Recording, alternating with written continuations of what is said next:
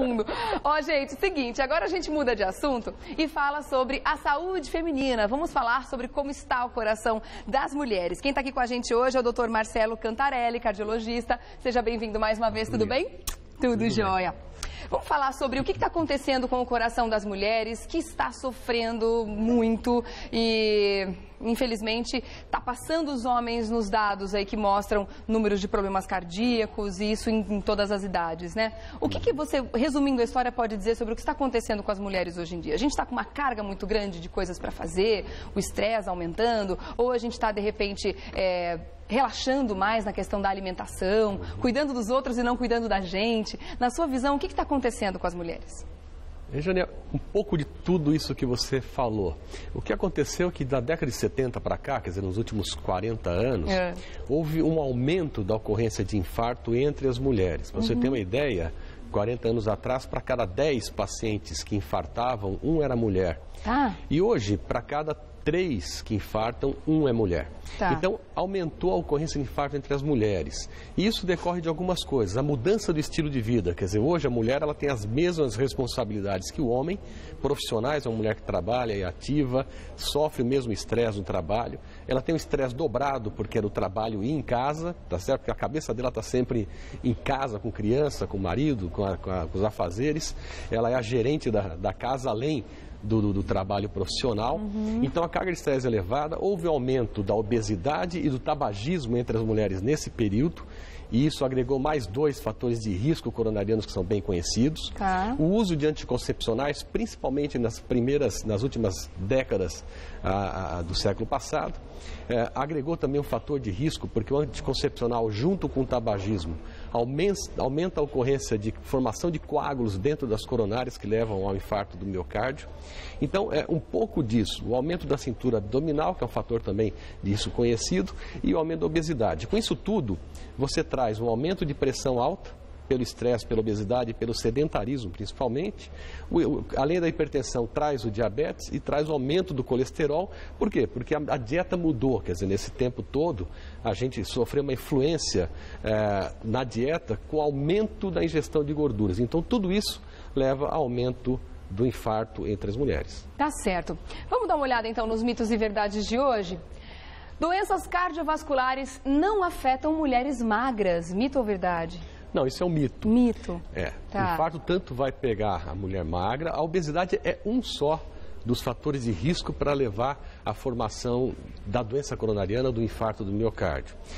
Nós temos outros fatores, a pressão alta, o estresse, a vida sedentária, o diabetes, o colesterol, o tabagismo. Então, mas porque quando a gente olha uma mulher magra, não significa necessariamente que ela está saudável. Exato. Quem vê cara não vê coração. Exatamente, então, literalmente. Literalmente é mais ou menos por aí. É lógico que a obesidade é um fator de risco a mais, mas a mulher magra não está imunizada. A gente pode dizer então que o estresse, principalmente no caso das mulheres que não têm a gordura como uma situação contrária à saúde do coração, o estresse pode estar ajudando essas mulheres a terem mais doenças? Assim como se a gente fosse ranquear quais são os fatores de maior risco para as mulheres, o estresse pode estar nos primeiros lugares? Seguramente o estresse ele funciona muito como um gatilho para as coisas acontecerem, um gatilho ruim, assim como o tabagismo. Então o estresse realmente é um fator importante, o estresse, a ansiedade. Existem algumas condições cardiológicas que levam ao infarto e que não são decorrentes da formação daquele entupimento, daquela gordura que entope a artéria e que provoca o infarto. Eles são decorrentes de uma outra situação, que é a formação de um coágulo de sangue que entope a coronária, ou de uma rachadura, seria um trombo? O que é o trombo, ou de uma rachadura na parede da artéria, que a gente chama de dissecção. A dissecção coronariana, ela é quase que exclusiva de mulheres e mais frequente no período de puerpério. O bom é que, na verdade, isso é uma ocorrência muito rara de tipo de infarto ou dissecção coronariana, mas é uma afecção mais ligada às mulheres. A síndrome do coração partido, a síndrome de Takotsubo, enfim, é uma situação em que o próprio estresse, mesmo que a pessoa não tenha uma placa de gordura ali na coronária, ele pode desencadear o infarto através da formação do trombo e muito ligado isso a mulheres que passam traumas ou situações extremamente estressantes. Pode ocorrer no homem? Pode, mas é mais frequente em mulher. A gente vê o risco do estresse, né? Na verdade, hoje o assunto é o coração, mas a quantidade de doenças que podem aparecer por causa de um estresse, de situações de estresse ou de uma vida estressante, o que é pior ainda, né? É uma lista enorme, né, doutor? Por isso o estresse é uma das coisas que a gente precisa combater com muita vontade, né? Sim, porque o estresse, ele consegue transformar algo que seja um pensamento, tá certo? Ou algo psíquico, numa situação física. Porque o cérebro comanda a liberação de vários neurohormônios, como a adrenalina, a noradrenalina, na circulação, na situação de estresse, e eles provocam diversas alterações no organismo, né? E uma delas é o estreitamento das artérias, o aumento da frequência cardíaca, o aumento da pressão arterial, que são fatores que levam à ocorrência do infarto. Tá certo. Vamos dar uma olhada então agora. Chegou pergunta também de telespectador. É a Juliana Oliveira, de São Paulo. Minha mãe infartou aos 47 anos e me preocupo muito com esse tipo de problema. Pode ser hereditário? Existe alguma forma de evitar a doença? Obrigada, Juliana, pela sua pergunta. Olha, essa pergunta é muito didática, muito importante. 47 anos, tá certo? A gente é uma idade considerada nova, jovem, coração jovem. Exatamente. Jovem é aquela pessoa abaixo de 60 anos. Tá. Infarto em jovem, abaixo de 60 anos, isso se a gente colocar há 20 anos atrás, em mulheres jovens, ocorria em 10% das mulheres. Hoje, 1/4 das mulheres que infartam estão nessa faixa etária abaixo de 60 anos. Ou seja, ele vem aumentando na faixa etária da mulher jovem. Porque na mulher idosa, um dos fatores de risco também para a doença coronariana e para o infarto é a própria menopausa. Então, o que acontece é que, por alguns fatores hereditários e estresse e tudo mais, a menopausa pode acontecer mais precocemente, o que traz um pouco mais de risco de infarto para mulheres mais jovens. Tá. Mas aquela coisa toda, o estilo de vida, o tabagismo, a vida sedentária, a falta de atividade. De situações, isso. Né? Então, mulher jovem, tá certo? Existe a hereditariedade? Existe. Esse é o único fator de risco que a gente não consegue mudar, que a medicina não consegue mudar. Então, existe a nossa Juliana, realmente ela tem uma chance de infartar no futuro. Por quê? Porque ela tem uma mãe que infartou numa idade abaixo de 60 anos. Então, ela tem com que se preocupar. Então, qual é a melhor prevenção disso? Ir ao médico, fazer uma avaliação de risco, tá certo, cardiovascular, de como ela está. Uma pessoa que tem um antecedente familiar, mas que leva uma vida saudável, ela vai ter muito menos chance de uma pessoa que tem um antecedente familiar, mas que faz tudo errado. Não fuma, não faz atividade física, come errado, não controla colesterol. Então, andando isso mostra o quanto o estilo de vida é importante. Exatamente, porque apenas a hereditariedade é uma coisa. É um gene que pode vir a se manifestar em você. Mas você pode acelerar essa manifestação dessa genética se você agregar a isso outros fatores de risco. Tá certo. Vamos lá para mais um mito ou verdade? Na tela.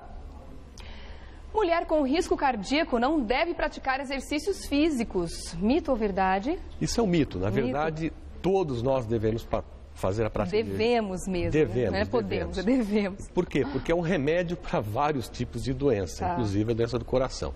A mulher que já tem um risco cardíaco mais elevado, ela deve fazer atividade física supervisionada, ou seja, ela tem que fazer antes uma avaliação médica, tá certo? Ou com educador físico, enfim. E o que vai mudar a atividade física de uma paciente que tem um problema cardíaco daquela que não tem, é o tipo de atividade e a intensidade da atividade.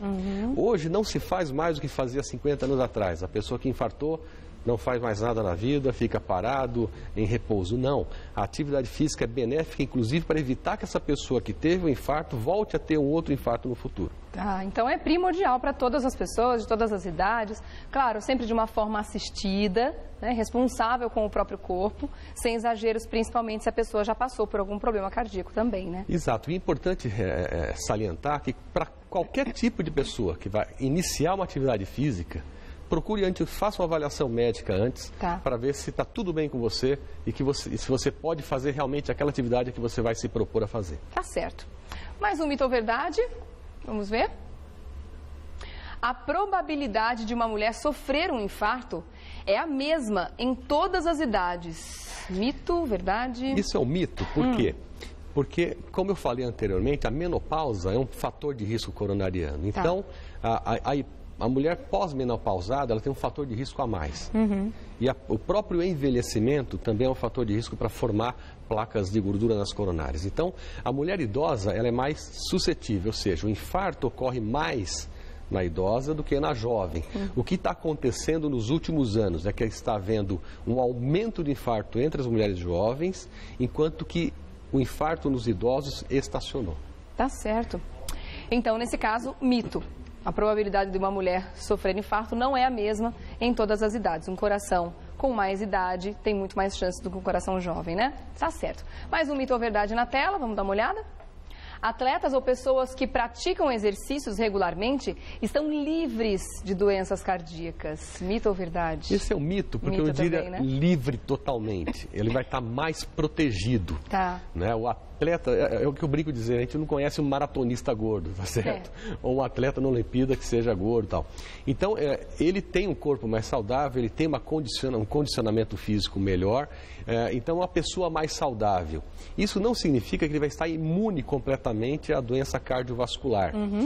E existem algumas doenças cardíacas, por exemplo, que são a miocardiopatia hipertrófica, arritmias cardíacas, por exemplo, que podem aparecer numa atividade física que não tem relação com infarto e que podem provocar até morte súbita. São esses casos de jogadores de futebol, jovens, que morrem no campo de futebol. Eu falei, puxa, ele teve um infarto. É um atleta, como pôde? É uma morte súbita, que pode ser por uma pane elétrica do coração, vamos dizer assim, um problema do músculo cardíaco e que não tinha sido diagnosticado previamente. Mas nesse caso era uma predisposição que aquela pessoa tinha, que aquele atleta tinha, que não foi diagnosticado e por causa de uma sobrecarga acabou sendo o gatilho. Exatamente. Sobrecarga de exercício. Por isso que é muito importante.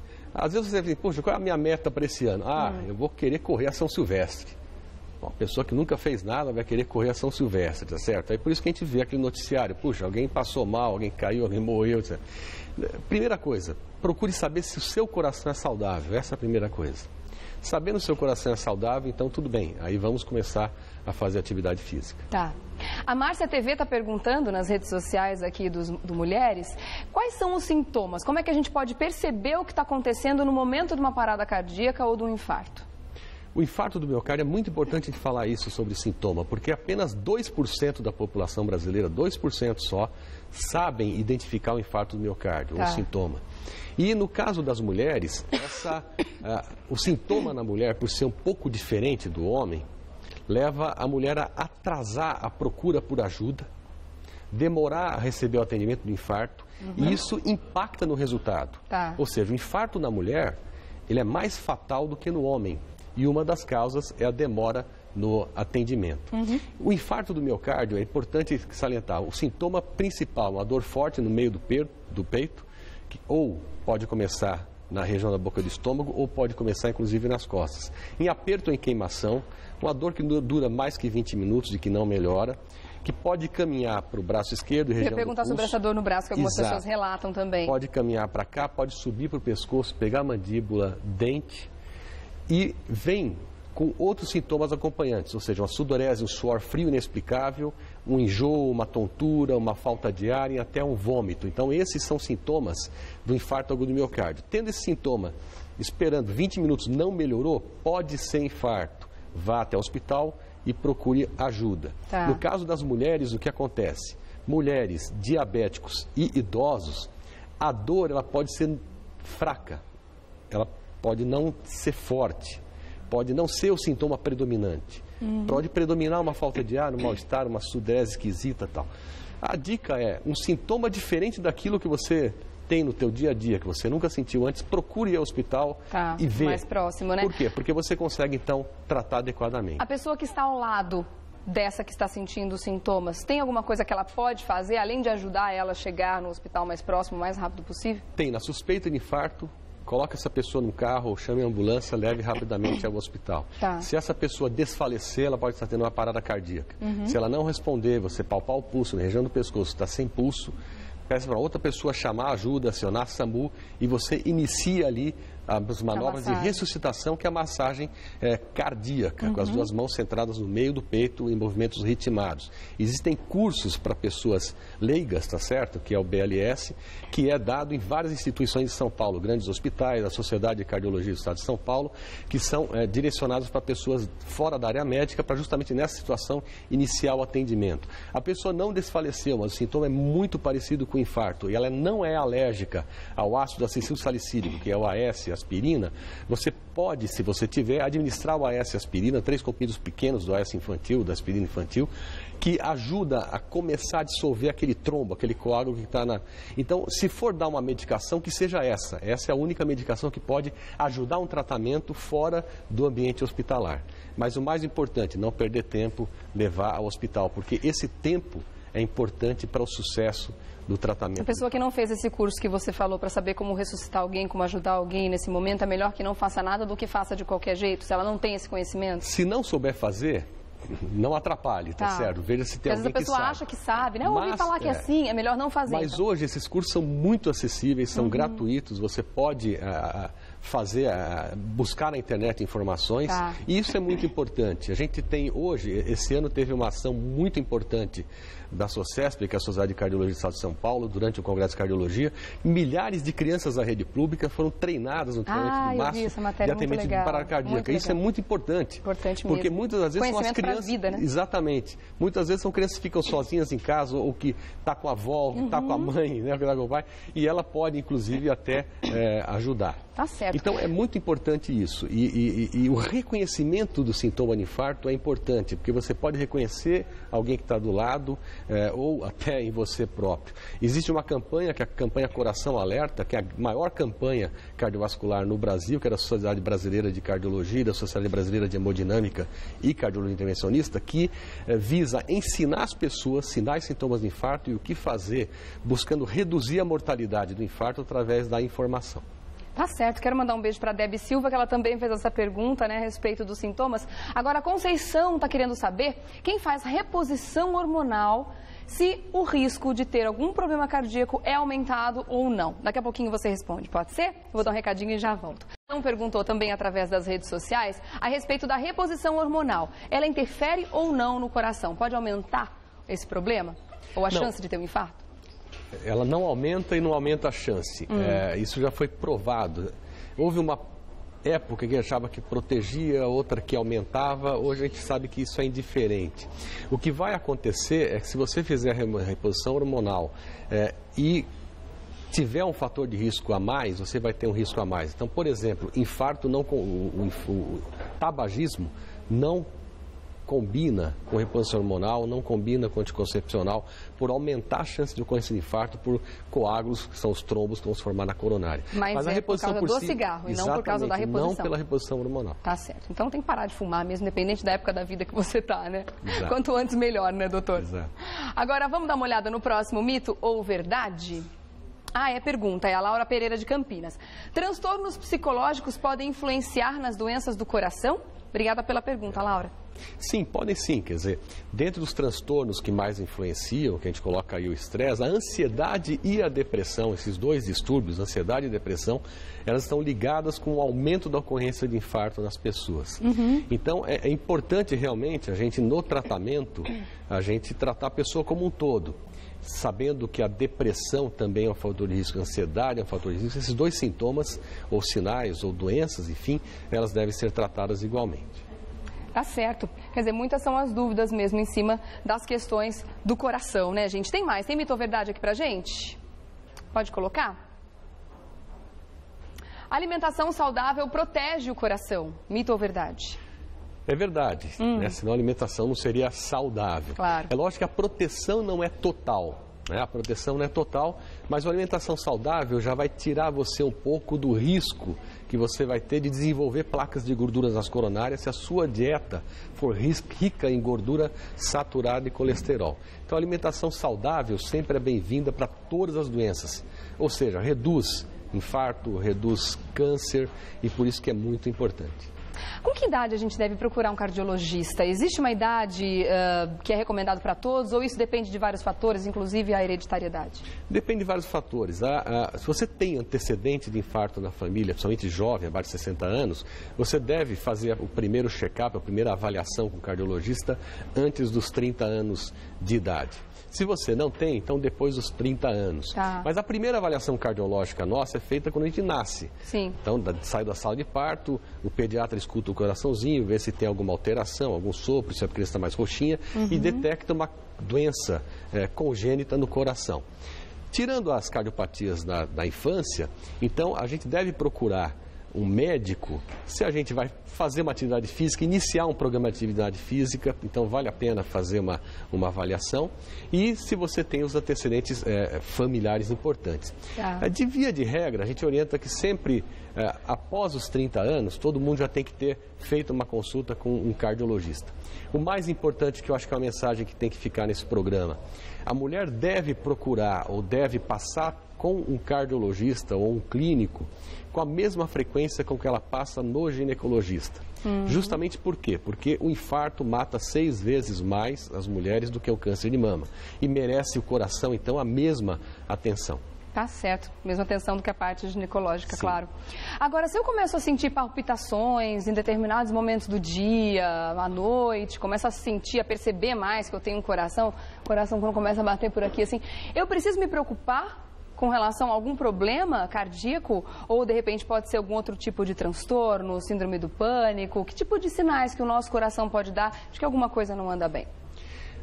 As palpitações normalmente são as arritmias, quer dizer, batimentos fora do compasso, e que existem vários tipos de arritmias. Mais frequentes são as mais benignas, que são extrasístoles, que é exatamente mais ou menos como você comentou. A gente começa a se preocupar quando aparecem arritmias ou palpitações muito frequentes e que incomodam a gente na nossa atividade. Tá. Ou até... Ou geram cansaço. Ou palpitações que geram um cansaço inexplicável. Tá. Ou palpitações que ocorreram antes de você ter um desmaio, por exemplo. Tá. Então, essas situações podem indicar que você tem alguma arritmia que mereça um certo tratamento, um certo diagnóstico, uma certa atenção importante. Tá certo. Vamos para a tela? Vamos ver se é pergunta de telespectador ou mito ou verdade. Pode mandar. Mito ou verdade? Anticoncepcionais ajudam a evitar problemas cardíacos? Esse, como a gente já comentou, é um mito, na verdade. Né? Ele não vai evitar a doença cardíaca de maneira Inclusive, nenhuma. se ele estiver associado com outros fatores, como o fumo, pode até aumentar. Pode até aumentar, o risco da pessoa desenvolver um problema cardíaco. Então, mito. Pode botar aí pra gente. Obrigada. Vamos lá para outro? Mito ou verdade? A menopausa pode ser um fator de risco para o coração. Mito ou verdade? Sim, como a gente comentou anteriormente. Mas por que isso ocorre? Porque o hormônio feminino, o estrógeno, ele é um fator protetor das coronárias. Quando a mulher atinge a menopausa e cai muito a taxa desse hormônio, ela perde essa proteção das coronárias contra a formação das placas de gordura, contra o colesterol. Então, a menopausa passa a ser um fator de risco porque há uma queda do hormônio feminino, o estrógeno, que é um protetor do coração.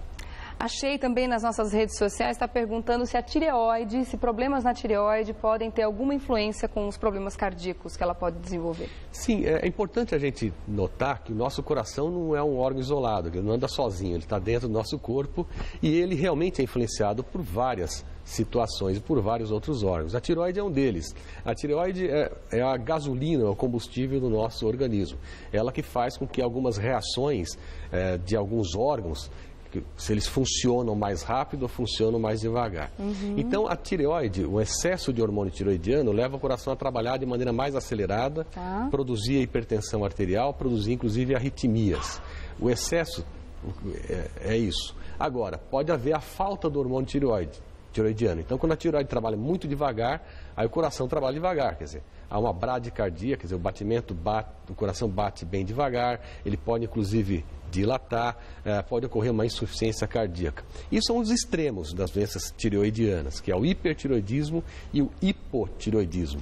O mais frequente é ficar mais ou menos no meio, principalmente as mulheres, falando agora em mulheres, idosas depois dos 60 anos, existe um aumento da incidência do hipotireoidismo, da tireoide trabalhar mais devagar e aí você precisa tomar um pouco de cuidado para que não afete o coração. E as pessoas que sofrem com varizes, elas têm uma chance maior de ter algum problema no coração também? Ou que já tem genética para ter varizes, para desenvolver as varizes ao longo da vida?